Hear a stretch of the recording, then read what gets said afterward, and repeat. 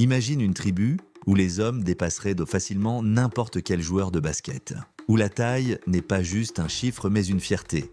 Une partie de la culture, ce sont les Dinka, les gens les plus grands d'Afrique. Mais il ne s'agit pas seulement de la taille.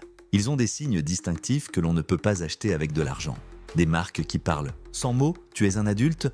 Pas de marque. Ta parole ne compte pas, peu importe qui tu es. Ils vivent côte à côte avec les taureaux, recouvrent leurs cheveux de cendre et le bétail pour eux n'est pas un bien, mais une vraie famille. Chaque animal ici fait partie de leur monde, inséparable de l'homme.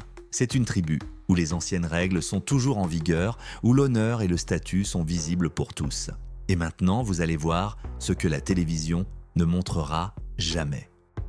Au Soudan du Sud vit un peuple dont peu de gens ont entendu parler, mais qui ressemble à une tribu fondée par la NBA elle-même. Sauf qu'il n'y a ni agitation médiatique, ni contrat à plusieurs millions. Ce sont les Dinka, l'un des peuples les plus grands de la planète. La taille moyenne des hommes va de 185 jusqu'à 210 cm. Oui, ce n'est pas une invention, c'est un fait confirmé par les anthropologues. Et oui, les touristes restent souvent bouche bée. Mais ce qui est vraiment surprenant, les Dinka eux-mêmes ne considèrent pas leur taille comme quelque chose d'exceptionnel. Ici, presque tout le monde est plus grand que la plupart des basketteurs professionnels. En plus de leur taille, ce qui frappe tout de suite, ce sont les cheveux recouverts de cendre. Ce n'est ni pour la beauté, ni un hasard. La cendre, c'est l'hygiène, la protection et une partie de leur culture. Ils la prennent à partir de la bouse de vache brûlée. Car les vaches sont sacrées ici. Ils appliquent cette poudre à la main, de la racine jusqu'aux pointes, donnant ainsi aux cheveux une teinte grisâtre et une texture particulière. Pour nous, c'est exotique. Pour eux, c'est une façon d'être eux-mêmes, d'exprimer le respect envers la nature, la terre et les ancêtres. C'est une façon d'être des leurs, pas seulement en apparence, mais en profondeur. Celui qui n'est pas couvert de cendres est un étranger, quelqu'un qui n'appartient pas au cercle de confiance. Mais voici l'ironie. La confiance la plus importante qu'un homme Dinka reçoit ne vient pas des anciens ou des guerriers, elle vient de sa femme. Les femmes Dinka n'utilisent pas de maquillage et ne portent pas de vêtements comme nous en avons l'habitude. Pour les jeunes filles non mariées, c'est un symbole de pureté. Après le mariage, elles portent un tablier en laine de chèvre et de nombreux bijoux en perles. Certaines arborent même de véritables corsets de perles ou des dizaines de colliers qui cachent dans la poitrine. Mais les cheveux longs ne sont pas appréciés dans la tribu. Au contraire, une tête presque rasée est considérée comme l'idéal de beauté. On pourrait croire que tout est simple chez les Dinka. L'homme est le chef, la femme la gardienne du foyer. Une image classique du patriarcat. Mais surprise, c'est la femme qui est la véritable chef de l'ombre du statut masculin. Oui, les hommes siègent au conseil, gardent le bétail, font la guerre et prennent des décisions. Mais aucune décision importante, du choix du chef à la vengeance de sang, ne se fait sans son approbation silencieuse. La femme est ici comme en coulisses, mais c'est bien son ombre qui guide l'histoire. Et cela dans une tribu que le monde considère comme profondément patriarcale. Alors, quand vous voyez un puissant guerrier Dinka à côté de son taureau, sachez que sa force ne réside pas seulement dans ses muscles ou sa lance. Elle est renforcée par la sagesse d'une femme qui reste dans l'ombre, mais tient les fils de son destin. C'est un système où le patriarcat repose solidement sur des bases matriarcales. Mais même l'approbation de l'épouse ne fait pas de l'homme un membre à part entière. Il existe une épreuve que chacun doit traverser. Une épreuve qui laisse une marque sur le corps pour la vie. Cette marque, c'est une cicatrice taillée dans la peau. Chez les Dinka, le passage de garçon à homme n'est pas une question d'âge, mais un rituel. Et la partie principale, c'est la scarification. Des motifs profonds gravés dans la peau, généralement sur le front. Pour nous, cela peut sembler barbare. Pour eux, c'est un rite sacré. Le jeune homme doit endurer la douleur sans émettre un son, pas même un souffle. Faire une grimace serait déjà un signe de faiblesse. Chaque entaille est un pas vers la vie adulte, vers la responsabilité, vers le droit d'être entendu. Ce sont ces fameux signes dont nous parlions. Ils ne s'achètent pas.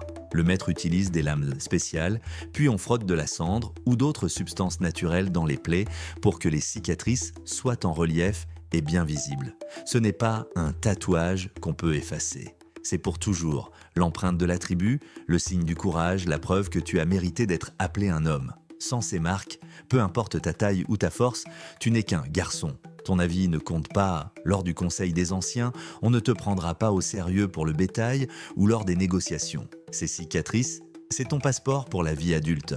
Maintenant, tu es prêt à assumer la responsabilité de toi-même, de ta famille et de ton troupeau. Et le mot-clé ici, c'est « troupeau », parce que c'est lui qui est le cœur du monde des Dinka. Nous l'avons déjà dit, pour les Dinka, le bétail est une famille, pas seulement un bien. c'est le fondement de leur univers. Pour un homme dinka, un taureau n'est pas qu'un animal, c'est sa seconde âme.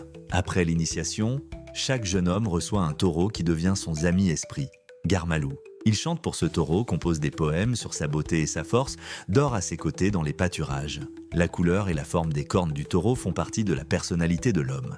Il peut même prendre un nom lié à celui de son taureau préféré. Le statut d'un homme se mesure non seulement au nombre de têtes de bétail, même si c'est important, mais aussi à son lien avec les taureaux. Comment il soigne son garmalou, la force de ses chants sur les taureaux, la profondeur de sa compréhension de leur nature. Le bétail, c'est la monnaie. Il sert à payer la dot, la nourriture, les sangs, rarement de la viande lors des fêtes.